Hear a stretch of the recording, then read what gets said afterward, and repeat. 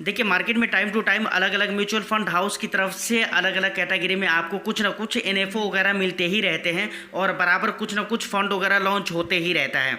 अभी प्रेजेंट की अगर मैं बात करूं तो जेएम म्यूचुअल फंड हाउस की तरफ से एक नया फंड लॉन्च किया गया है जो कि स्मॉल कैप कैटेगरी में। देखिए, ये फंड लॉन्च हो चुका है जब मैं इस वीडियो को शूट कर रहा हूँ, तो खैर वो सारा डिटेल्स मैं अभी आपको इस वीडियो में बताने ही वाला हूँ। तो अब आप ये सोचिए कि भाई स्मॉल कैप कैटेगरी का फंड है, तो इसके ऊपर जानकारी देना, इसके बारे में जानकारी देना और इसको लेकर वीडियो बनाना कितना ज़्यादा इम्पोर्टेंट था। मुझे लगा कि ये ज़रूरी है और ये बातें आप तक ज़रूर पहुंचनी चाहिए, मैं इसीलिए इस वीडियो को बना रहा हूं। तो इस पूरी वीडियो में हम बात करने वाले हैं कि आखिर ये फ़ंड कैसा रहने वाला है, इसकी डिटेल्स क्या है, और ख़ास तौर से दो बात हम ज़रूर करेंगे कि आपको इस फंड में निवेश करना चाहिए या नहीं करना चाहिए, और आने वाला टाइम में इस फंड के जो रिटर्न्स होने वाले हैं वो किस तरह के होने वाले हैं। इन सारे मुद्दों पर हम ज़रूर बात करेंगे। तो वीडियो को लाइक करके ज़्यादा से ज़्यादा शेयर कर दीजिए। चैनल को अगर अभी तक आपने सब्सक्राइब नहीं किया है तो चैनल को भी ज़रूर सब्सक्राइब कर लीजिए।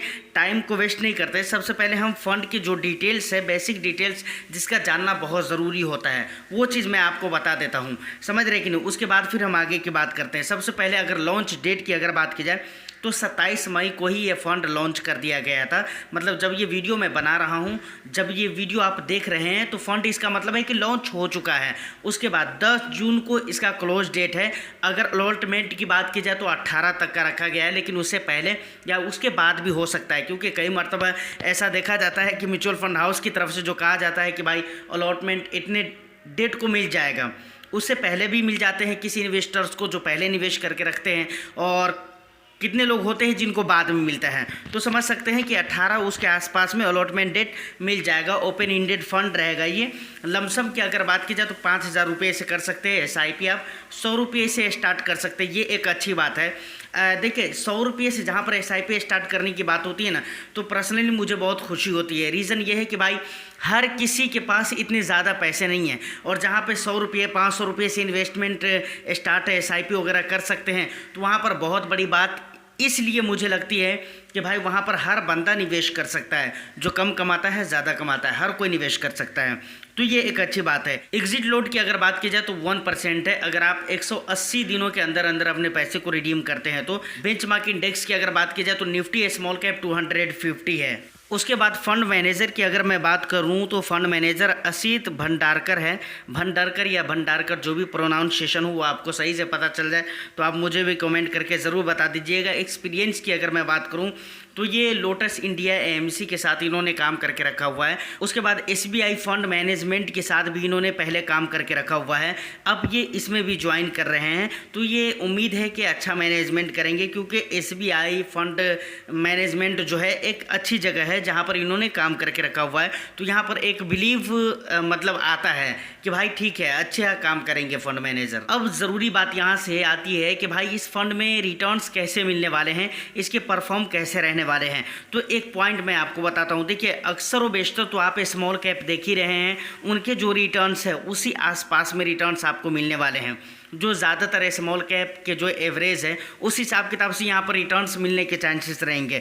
लेकिन फिर भी एक ऐसा तरीका जिससे आपको 100% पता चल जाएगा और बहुत करीब आप पहुँच जाएंगे इस बात के कि हाँ आपको श्योरली कितने रिटर्न्स मिल सकते हैं। देखिए, इसका बेंचमार्क इंडेक्स कौन सा है, निफ्टी स्मॉल कैप 250।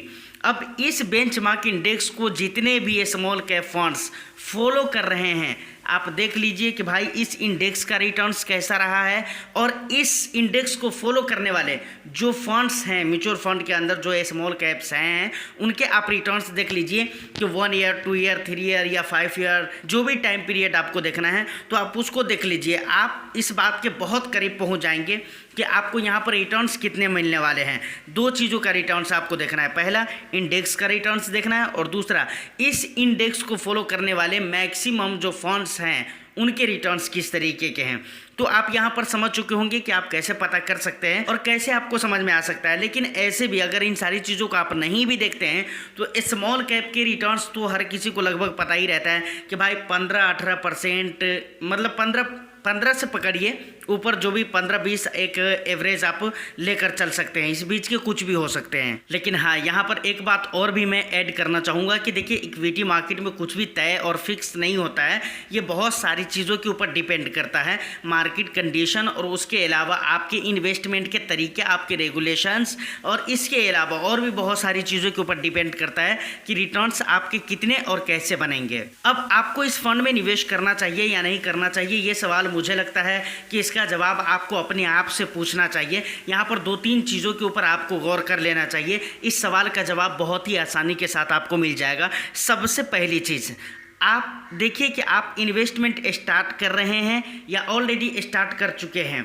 अगर आप इन्वेस्टमेंट स्टार्ट कर रहे हैं तो आप इसका मतलब बहुत ही नए हैं। तो नए लोगों के बारे में अक्सर तो मार्केट में ये कहा जाता है कि भाई नए लोगों को एनएफओ वगैरह से दूर रहना चाहिए। इसके कई सारे रीज़न हैं, समझ रहे कि नहीं। और बात रही, अगर आप ऑलरेडी इन्वेस्टेड हैं, मार्केट में आपने पैसे लगाया हुआ है, आपकी पोर्टफोलियो बनी हुई है, तो देखिए आपकी पोर्टफोलियो में क्या फंड्स की कमी है, ख़ास तौर से स्मॉल कैप की कमी है। क्योंकि ये स्मॉल कैप है तो आपके पोर्टफोलियो में स्मॉल कैप की कमी है, तो आप इस स्मॉल कैप को ऐड कर सकते हैं। अगर आपकी पोर्टफोलियो ऑलरेडी कंप्लीटेड है, बनी हुई है, उसमें किसी तरह की किसी फंड की ज़रूरत नहीं है, तो मुझे नहीं लगता है कि आपको यहाँ पर पैसे लगाने की ज़रूरत है। या अगर ऑलरेडी आपकी पोर्टफोलियो में स्मॉल कैप कैटेगरी के फंड्स हैं, फिर भी आपको यहाँ पर पैसे लगाने की ज़रूरत नहीं है। क्योंकि इन्वेस्टमेंट के जो तरीके होने वाले हैं वो वही होने वाले हैं सेबी के रेगुलेशन के अकॉर्डिंग कि भाई मिनिमम 65% स्मॉल कैप स्टॉक्स में निवेश करना पड़ेगा। देखिए, प्रेजेंट के अगर एनएवी की बात की जाए तो 10 रुपये से स्टार्टिंग होती है। अक्सर जो फंड लॉन्च होते हैं ना, तो वो 10 रुपये से ही स्टार्ट करते हैं। तो यहाँ पर इसको ज़्यादा सस्ता भी समझने की ज़रूरत नहीं, क्योंकि घुमाकर बात वही हो जाती है। दूसरी बात, देखिए एक चीज़ और भी आप देखेंगे, ज़्यादातर फंड जो 10 रुपये से स्टार्ट करते हैं, बहुत कम से स्टार्ट करते हैं शुरू में जब वो लॉन्च होता है। तो प्लस उसके साथ साथ एक चीज़ और भी आप नोटिस करेंगे ज़्यादातर फंड में, कि उनका जो 1 साल का रिटर्न्स होता है ना, बहुत ही अच्छा होता है। क्योंकि शुरुआत बहुत कम से होती है, जिसकी वजह से ग्रोथ वहाँ पर बहुत ज़्यादा और बहुत जल्दी मिलती है। तो ये भी एक अच्छी बात होती है शुरू के लिए। लेकिन इस अच्छाई के लिए मुझे लगता है कि अगर आप बहुत नए हैं तो आपको सोच समझ कर इन्वेस्टमेंट करना चाहिए। देखिए, अब ऐसा नहीं है कि एनएफओ में बिल्कुल इन्वेस्टमेंट करना ही नहीं चाहिए, कुछ लोगों को बचना चाहिए। अगर ऐसा कह दिया जाए कि एनएफओ में इन्वेस्टमेंट करना ही नहीं चाहिए, तो भाई एनएफओ में इन्वेस्टमेंट करेगा कौन? तो यहाँ पर कहने का मतलब यही है कि अगर आपको मार्केट वगैरह की समझदारी है तो निवेश कर सकते हैं, या नहीं तो अगर आप बहुत लंबे समय के लिए निवेश कर रहे हैं, और स्मॉल कैप में बहुत लंबे समय के लिए ही निवेश किया जाता है, तो फिर आप कर सकते हैं। लेकिन फिर भी आप थोड़ा इसके ऊपर रिसर्च ज़रूर करिए, जानने की कोशिश करिए, देखिए कि क्या ज़रूरत है आपकी अपनी पोर्टफोलियो में, क्या इस रिस्क के साथ आप अपने आप को कंफर्टेबल महसूस कर सकते हैं या नहीं कर सकते हैं। तो इन सारी चीज़ों का आप जानिए, फंड के ऊपर रिसर्च कीजिए। और ये जो इन्फॉर्मेशन, ये जो वीडियो मैं बनाता हूँ एनएफओ वगैरह के ऊपर, या नए फंड जो लॉन्च हो रहे हैं, तो इसको लेकर मैं वीडियो लेकर आ जाता हूँ।